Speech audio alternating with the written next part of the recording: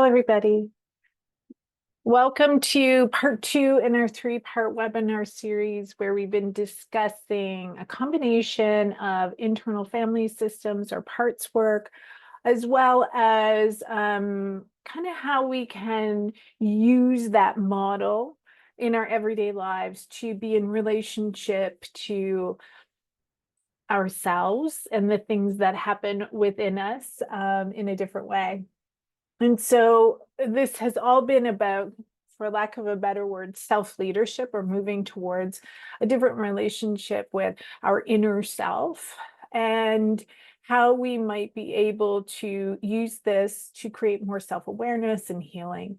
And so this is part two. If you haven't watched part one, it is available online. And at the end of this, I'll talk about part three, and as well as give the link to where you can find the recordings for all three of these, as well as other resources that I had available. The first one we talked about, we did an introduction of parts work, what it is, IFS, and we talked about anxiety in particular. Today, we're talking about defensiveness and how we might change our relationship to that reactive response to create more opportunities for connection. So for those who don't know me, I think most people do, but I'll quickly say I am Glenda Miles. I am a psychotherapist, a therapeutic yoga teacher, and a meditation and mindfulness teacher. As always, I'm going to quickly give my disclaimer. This information that I present here is not a substitute for mental health support. If you require or are suffering, please seek assistance from a professional for individual support. This is really for information use only. For your information, and how you might start to build some practices within your own life to kind of support yourself in your own healing journeys. So what can you expect today? We will meet for about an hour, give or take. We will be doing a bit of a review of the key aspects of IFS for those who maybe didn't watch the first one, that you can learn. We will talk about kind of what is defensiveness. I think we all have experienced it ourselves, and certainly experienced it probably from another person in our life at some point or another. So what is it? What does it feel like? What does it look like? Why are we doing it? All of that. And then we'll talk about how we might rewire our reactions to create more of those opportunities for connection. So at the end of the day, it's really about building more connection, both for ourselves, as we'll talk about, and the health of our relationships. At any time, if you have a question, feel free to jot it down. I will have a period at the end for questions, however, as well. And just to note that although I do my best to kind of keep track of it, Zoom, sometimes it can get distracting to watch the chat, but I'll check it out at the end. Okay, so where are we? Let's do a quick review. Many of you probably have either learned about this. We've talked about it. Maybe you're one of my clients and we've talked about it, or you've read about it. No Bad Parts is a pretty mainstream conversation these days. That book by Dr. Richard Schwartz. He created IFS in the 80s through his own work in his own private practice.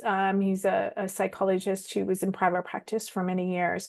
And the goal, if you will, of IFS, internal family systems, or parts work, which I'll probably refer to it more as parts work because I find it easier, is to liberate parts from the roles that they've been forced into, so that we can, or they can be who they're designed to be.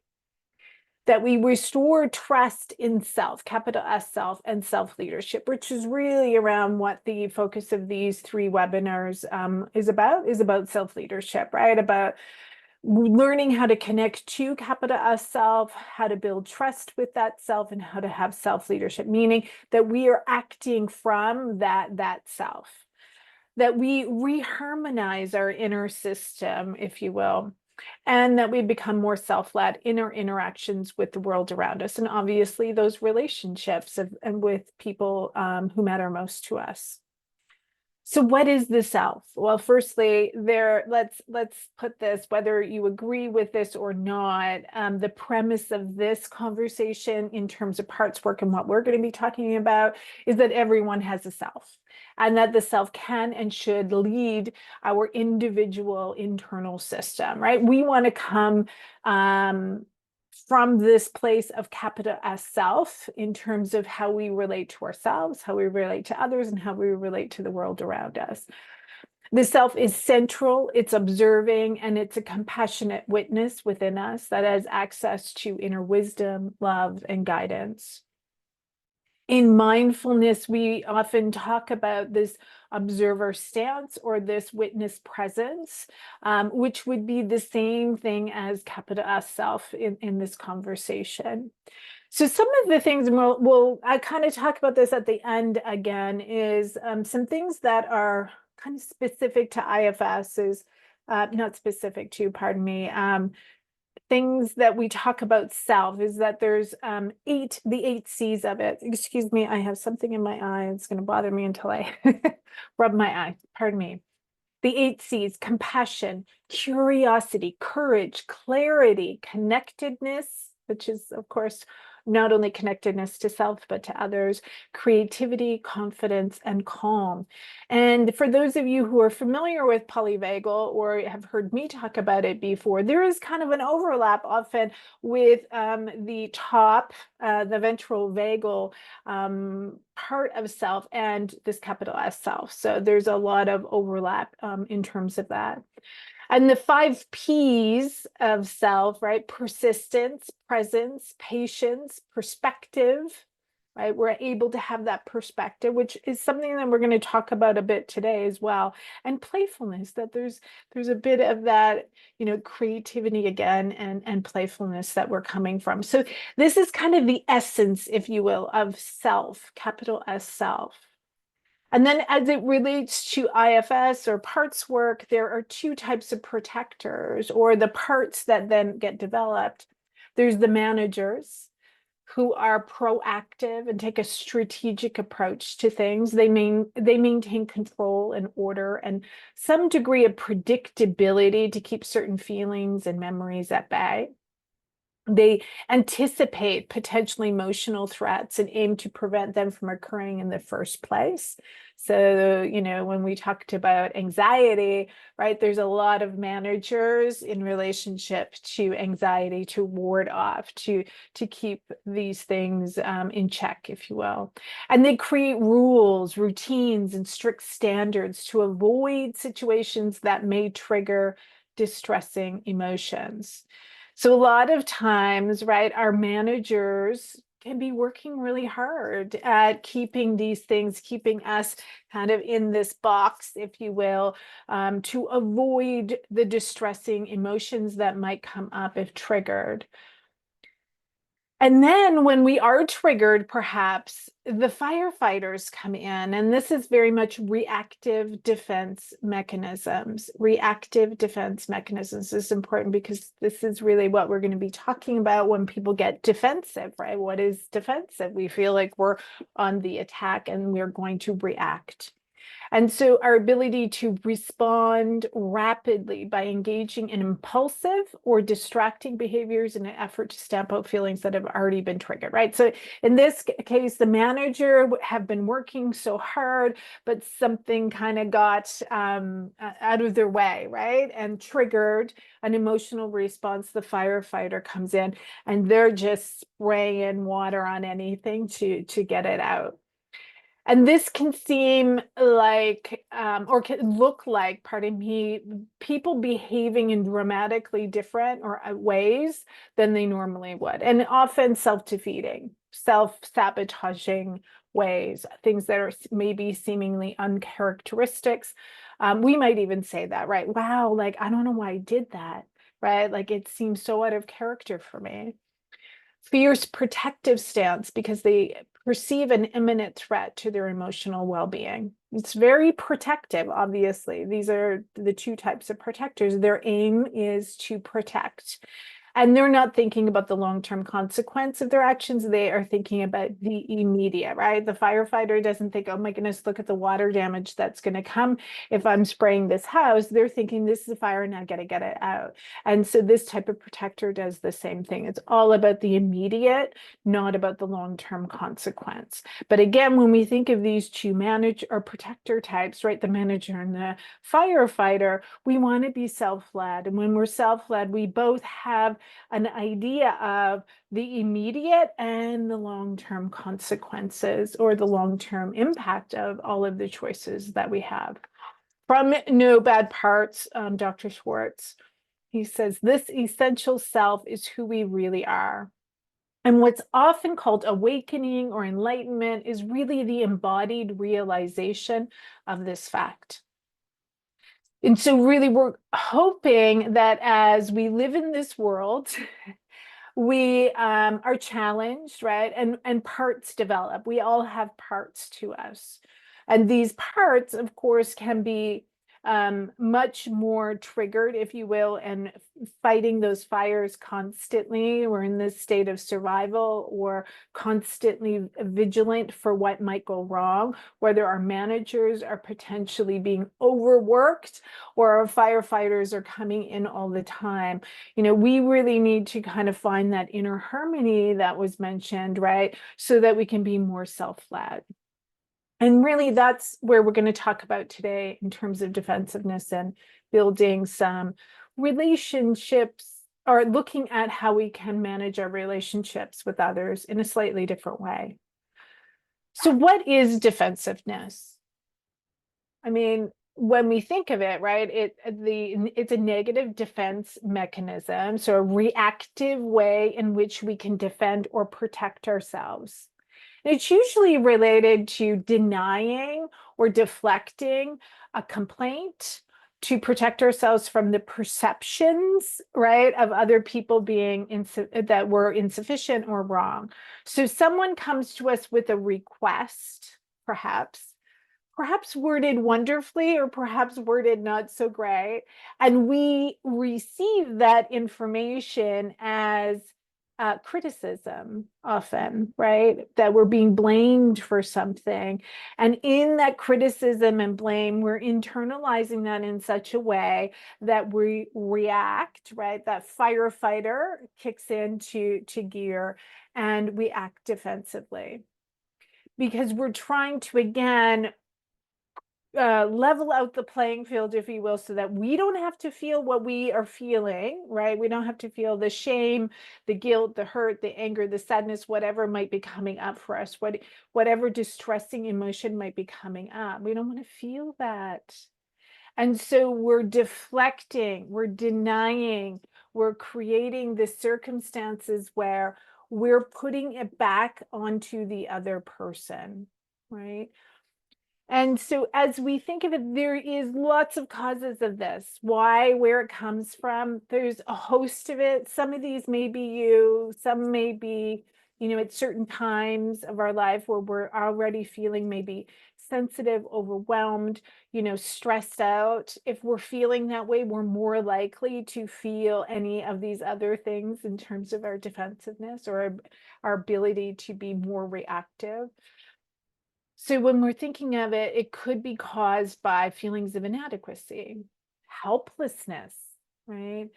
Irrational guilt due to being excessively blamed in their past. So think about a relationship perhaps that you've had in the past where you were constantly blamed for things that now in a new relationship, we may automatically assume that that's what's happening in this new conversation. And therefore we're getting defensive even when that maybe isn't necessary in that situation or that new relationship. It can be very impulsive or reactive, related to maybe a chronic mental health disorder, maybe related to, you know, past trauma, if you will, or more of a traumatic response. Lack of assertive communication skills for problem solving, which we're going to talk about a bit in today. And feeling that maybe we're being unfairly criticized, which may be true, by the way, right? So it's not to say that our feelings are invalid at all. It may very well be true. It's also recognizing the impact of our defensiveness on our relationship. We might be feeling guilt for having made a mistake. It says here a grave mistake, a big mistake, but it might also be a small mistake. We might know that we did something and we might get defensive, right? We see this in kids all the time, right? Where we know that they did something, they know that they did something, but they immediately, and they feel guilt, they're overwhelmed by their emotions, right, of it, their fear, their guilt, their shame, that they immediately go into defensive and try to blame or to deflect that responsibility. And often it's because their emotions are so big, right? And so part of what we try to do as parent or guardian, as adults in the relationship with this child, is to help them sit with their feelings, right? Which we'll talk about. So feeling remorse maybe, or feeling bad for lying or withholding the truth. So we know again that we did something perhaps, but we don't want to hold space, or we don't have the capacity in that moment maybe to hold space for that. And so our initial reaction may be defensiveness. So when we think about defensiveness in any relationship, and when I talk about relationships here, it's widespread. It can be intimate partner relationships for sure. It can also be, relationship with parent-child, child-parent. It can be with friends. It can be a work relationship.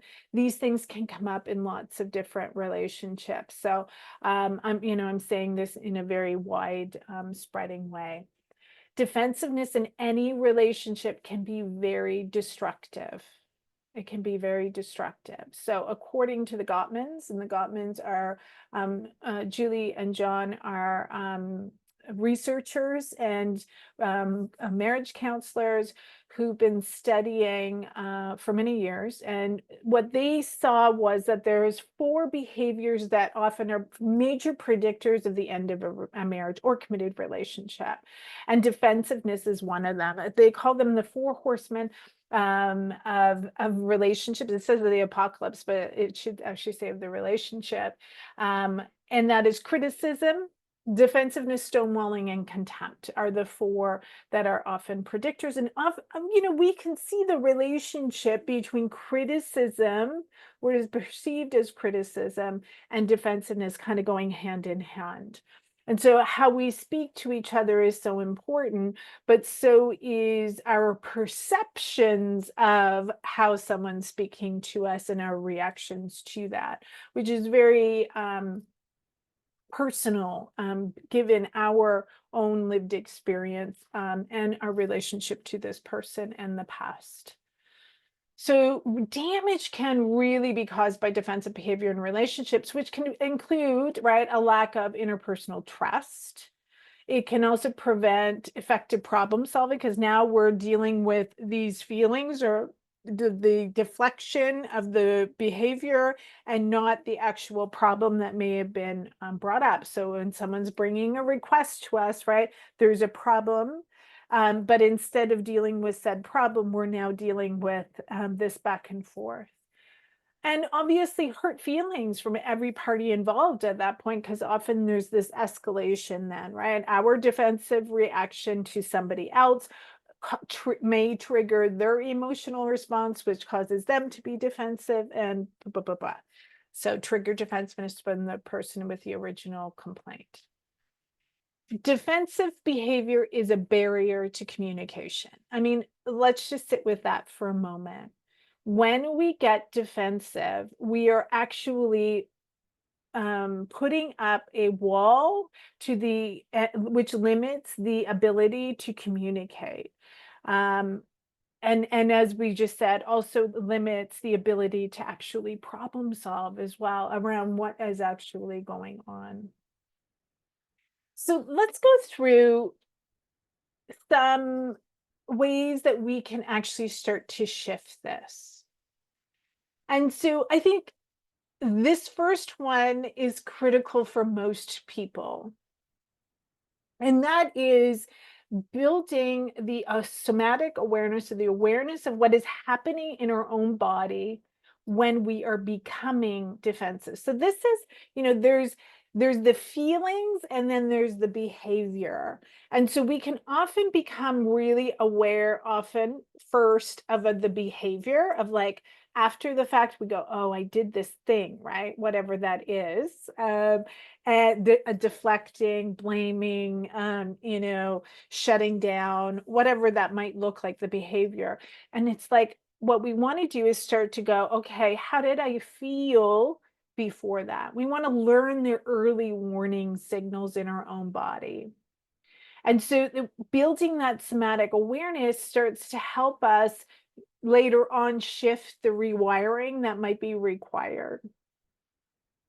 And so just like when we talked about anxiety in our first time, right? It's like we want to know how that feels in our body, because then we know when that part is being activated, if you will. So when we know a part is being activated, ourself can communicate, if you will, with that part of us that's being triggered in that moment. So that firefighter is getting triggered. Who is it? And how can we build this relationship that helps soothe them down, right? Which we'll talk about it as we move through these steps. But the first thing that we have to do is build that awareness. Of course, we always need to build awareness before we can change something. And it's not always just about changing a behavior, which is really hard to do without actually understanding what precipitates it, right? What is coming before it? What does it look like in your body? Pardon me, what does it feel like in your body? What are the situations when you feel it? What's happening?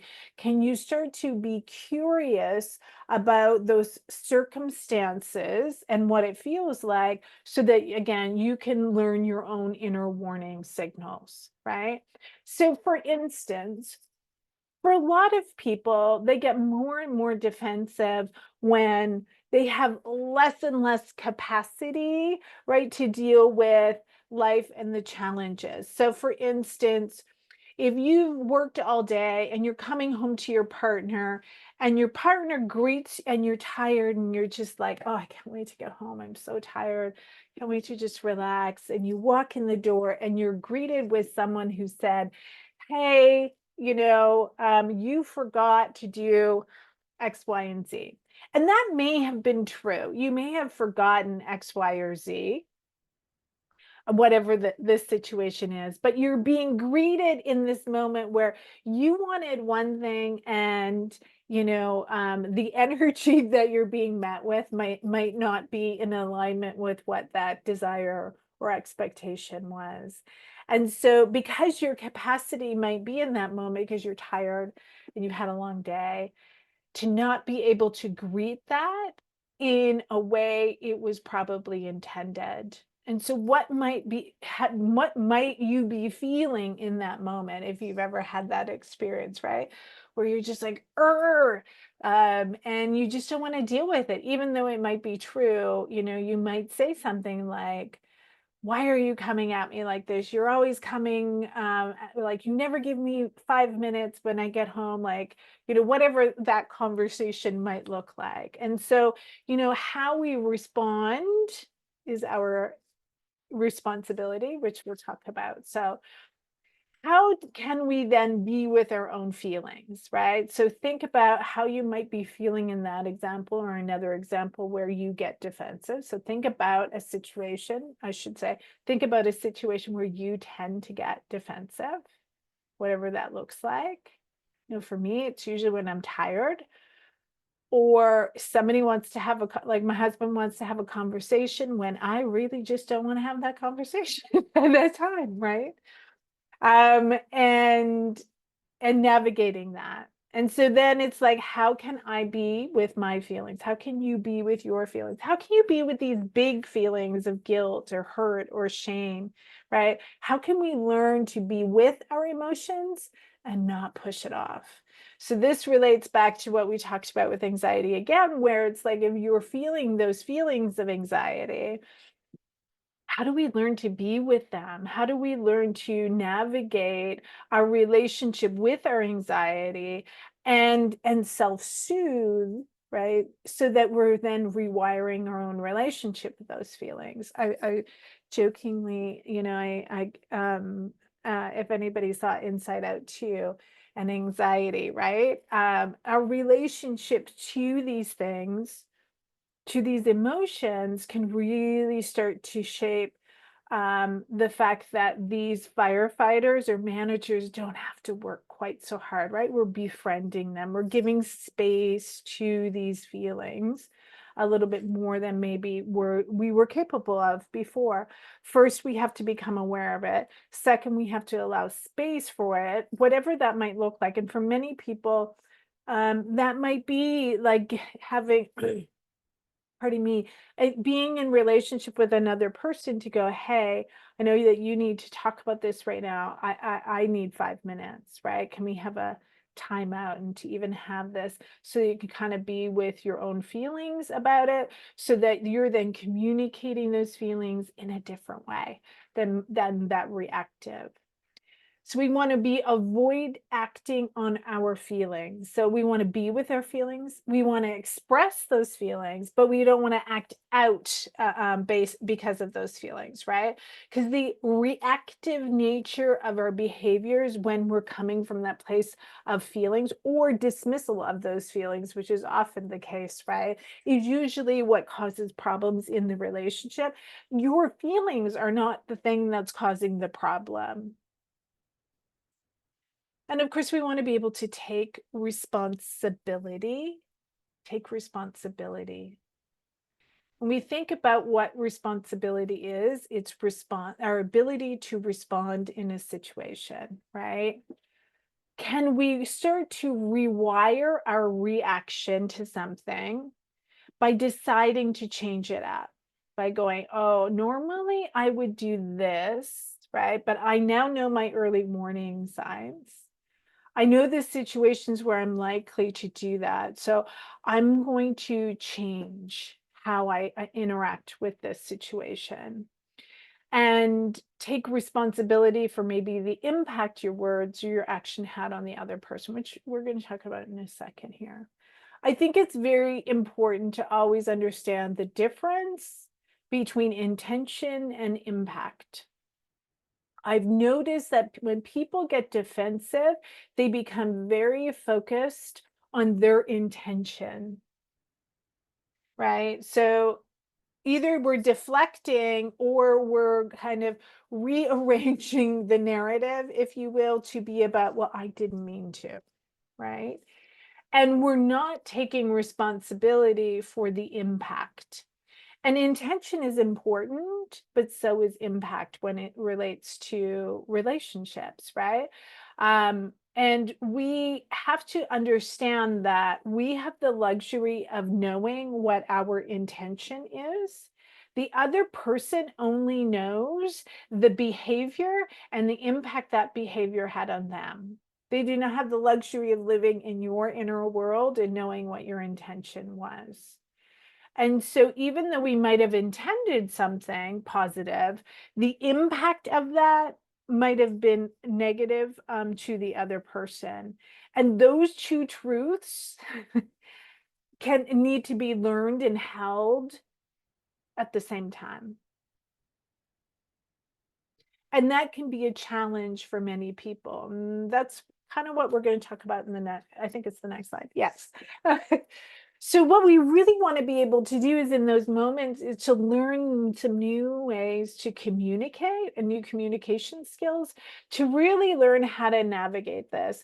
And one of the things that actually this concept of pendulation, which is Peter Levine's a concept that came out of Peter Levine's work on trauma, and it really relates to being in a traumatic experience as we retell it and then moving out of it and moving back into it. And in this case, I'm also going to talk about pendulation, both from our experience with the other person, moving back to our own experience, right? So that we can start to create space for both of these experiences to be true at the same time. And this can be a really challenging thing, especially if those experiences seemingly are in complete conflict with one another, right? Which is usually what happens when we start to get triggered and defensive, right? If we feel like someone's criticizing us, we go into defense strategy. Defense mode means I'm protecting myself, but in doing so, we're now causing issue in this relationship, which is really important to you and can actually help with the self-soothing and the co-regulation, which we'll talk about in a second. So how do we hold space for both our experience and the other person's experience? First is, I think, the idea, which we started to talk, I introduced very briefly in the last conversation, which we'll talk about more this time over the next few minutes, around listening with curiosity. So one of the C's of the capital S self is curiosity. And when we can become curious about the other person, and listen with a sense of curiosity, we start to shift that need to be protective of self. Because what we find then is often the other person feels heard and understood, and they start to calm down. And in them calming down, we can calm down, and we can then not only start to express our own feelings and what's going on for us as well. And in listening with curiosity, we are also able to validate that other person's experience and their feelings about it without negating our own. It isn't, oh, this person's right and this person's wrong, which is often what we get to. It's how can we validate the overall experience that both people were having in that one circumstance? Okay, take a moment to think about that. How do we listen with more curiosity? We're going to talk about listening in a second and maybe a different way of thinking about it. But we definitely want to be able to validate someone else's feelings that creates this understanding and this shared experience with someone. And then we are able to express our own feelings while validating theirs, which helps build connection. It helps us co-regulate together, and ultimately also helps us rewire those reactive tendencies. Again, those firefighters are trying to prevent us from feeling these feelings. And when we can learn to tap into those feelings a little bit and to start expressing them and to have someone else validate those for us and not overreact again or become defensive to us, we can help each other co-regulate, and ultimately we can start to be in relationship in a different way. Think back to one of the reasons why people are defensive is often because of a history of feeling blamed, of feeling that they have been perhaps helpless, or a power dynamic where they've taken on somebody else's, deflection, perhaps, or own defensiveness, and feeling blamed more than perhaps was necessary or needed, let's say, in those circumstances. And so if we are feeling that way, and we have these other experiences now with these other relationships of not feeling that way, it's really important. Some of the other things that can come from being in relationship to someone where we can cultivate these new communication skills is they are then transferable to other potential relationships that might not feel as safe. So I always say, start with people who feel safe, the safest to us, where we can express ourselves, and that we have an understanding that maybe that other person has enough ability to self-regulate that we can have those harder conversations with people. If we are in a relationship, again, whatever kind of relationship, and we know that a person immediately gets defensive, our way of approaching them might have to shift, so that we start, as we talked about that gentle startup, we start so that there's no seeming criticism or blame at the startup. So again, meeting your partner at the door to say something, register a complaint before they've even entered the door is probably not a gentle startup, right? There's probably ways in which we could enter that, right, of allowing them to walk in the door, have their few minutes and say, hey, I want to talk to you about something, right? Let me know when you're ready to chat. Allows for a better experience for everyone. And to really, again, kind of going back, I'm going to go back here, noticing when we become defensive so that we know our own self, right? Self-awareness can build, and then building our own capacity to be with our own emotions and then communicate those, right? Like, I'm feeling a certain way right now. This is probably not a great time to have this conversation. Can I have a few minutes? And that is expressing our feelings and being with our feelings, but not acting out on them and taking responsibility. This can be, I want to come back to this one. This can be really challenging for people who have a history of defensive strategies, defensive, deflecting, denying, blaming others. If your go-to strategy in the past has been to do this, taking responsibility is really hard to do, and also will have the biggest impact on rewiring how you interact in a relationship with another person. If you have ever been in a relationship with someone where they just seemingly are incapable of saying I'm sorry or taking accountability for their actions, you understand what I'm talking about. The minute that you hear somebody say, wow, I'm really sorry that XYZ, right? And have some understanding of the impact that their actions have had on another person, again, impact, that can dramatically shift a relationship in a positive trajectory. Why is that? Well, now we're building connection, right?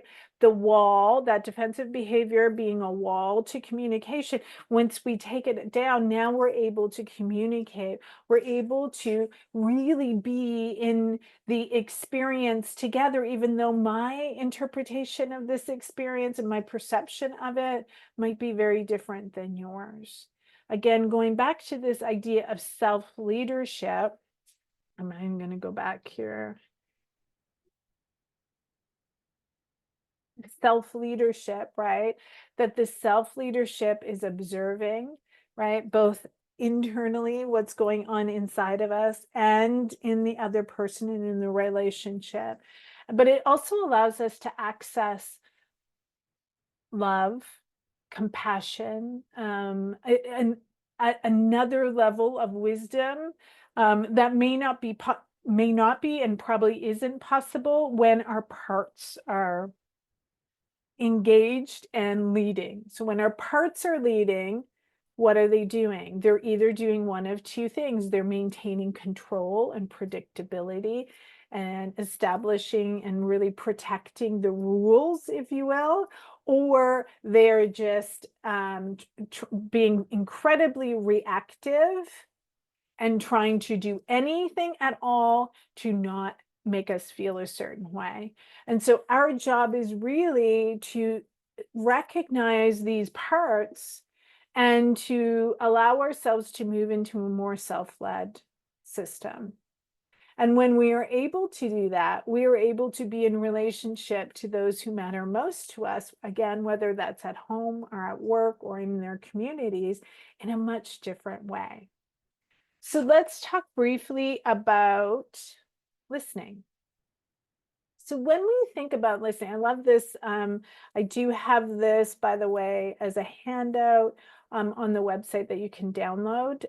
It's a fuller one with all of the credits on it. But I love this, right? So when we are listening, what does that look like? So first off, when we are in a listening stance, if you will, right? We are in ourself. We are in our capital S self.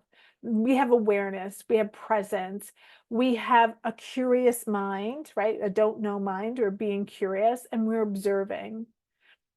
When we are listening, we're letting go of our own assumptions and expectations of how the person should be or about the situation.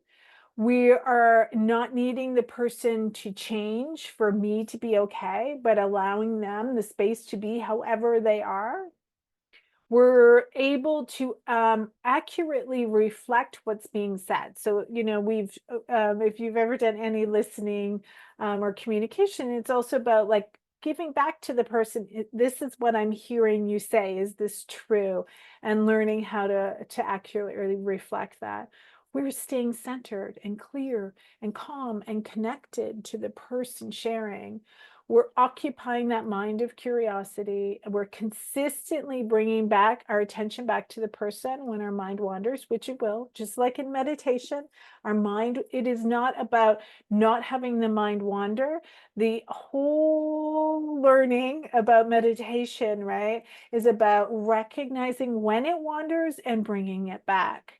And the more that we do that recovery, right, the more that we learn and train ourselves on how to recover. And that goes to listening. When we do this in meditation, we bring it off the mat into the real world, if you will, and we learn to go, oh, I'm not listening to this person, which will happen. It's part of how our brain operates. So it's not about berating yourself or another person when they're listening or not listening in a moment. It's really about just bringing attention back, being patient, and again, being present for the other person and staying observant, noticing our own body language, the body language of the person, the micro expressions, and again, occupying that mind of curiosity so that when we notice something, we ask questions, which is very much about listening. When we engage in a curious mind, we are also asking those questions and not making assumptions. So if that is all listening, right? What is not listening?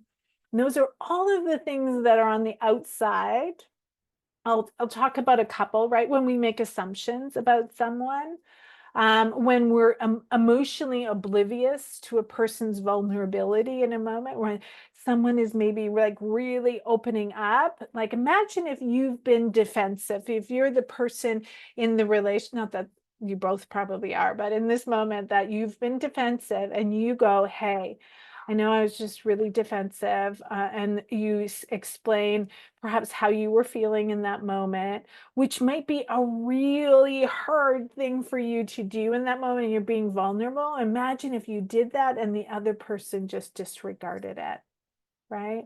We have to be aware of what's going on in relationship to people when we're communicating with one another, of what's going on. And again, it goes back to, how do I be with my own feelings and create enough space that you can have your experience as well?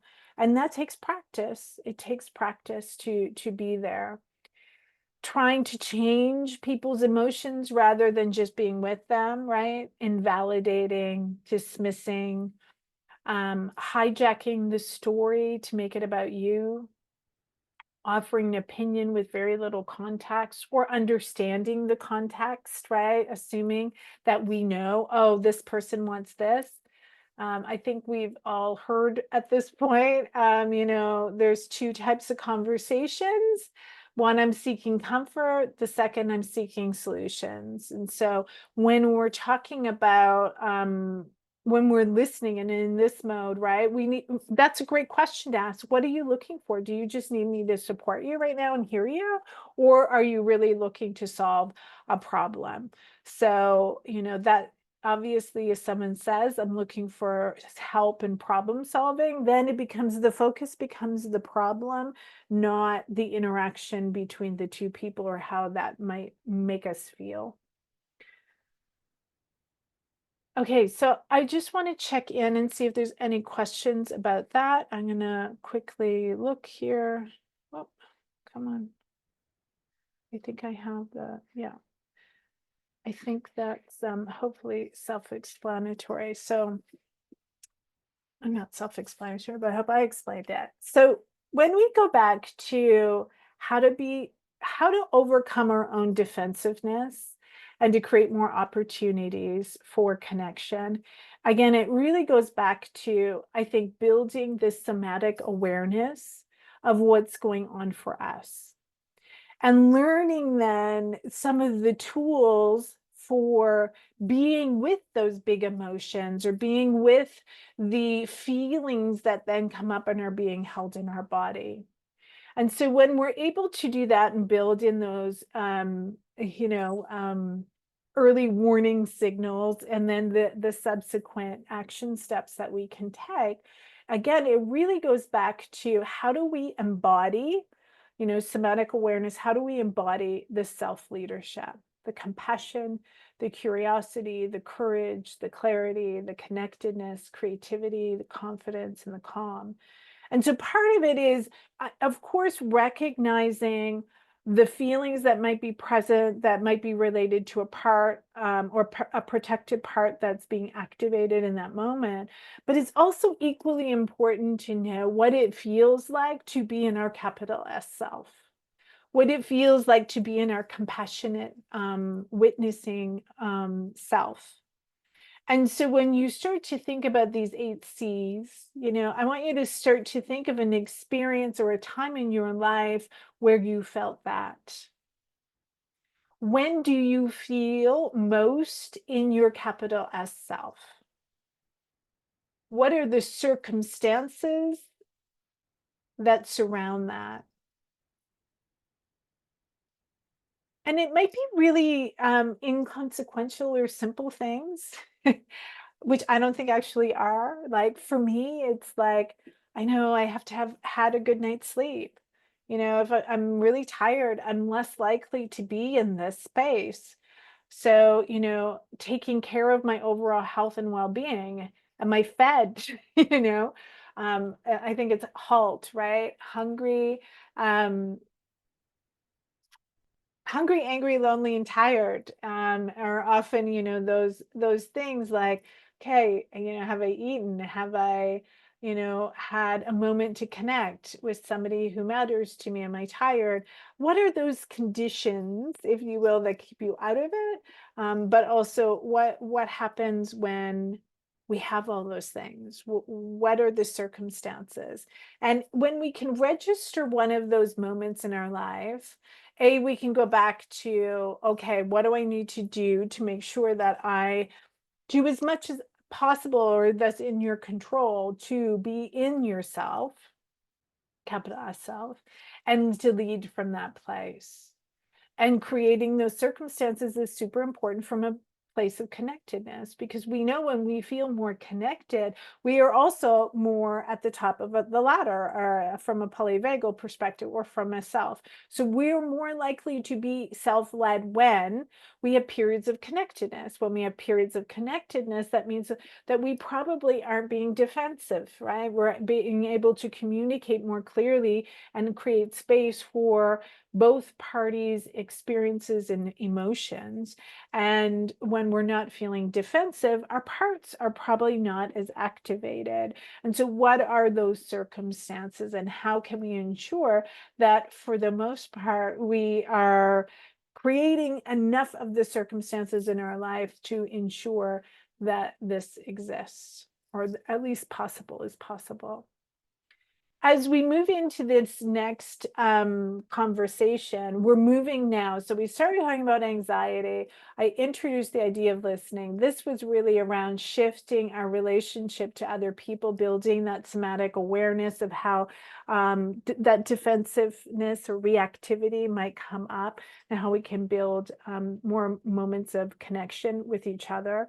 Next one is really around how do we connect our body and mind connection to self-leadership. And this is really around cultivating more of that somatic awareness and the practices that we can do to really encourage that.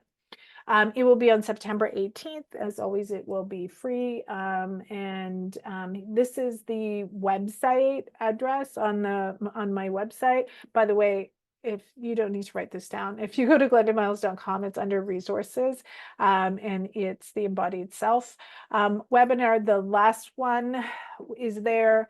The recording from this one will be there, as well as any other resources that are available, and the registration for the third part is available as well.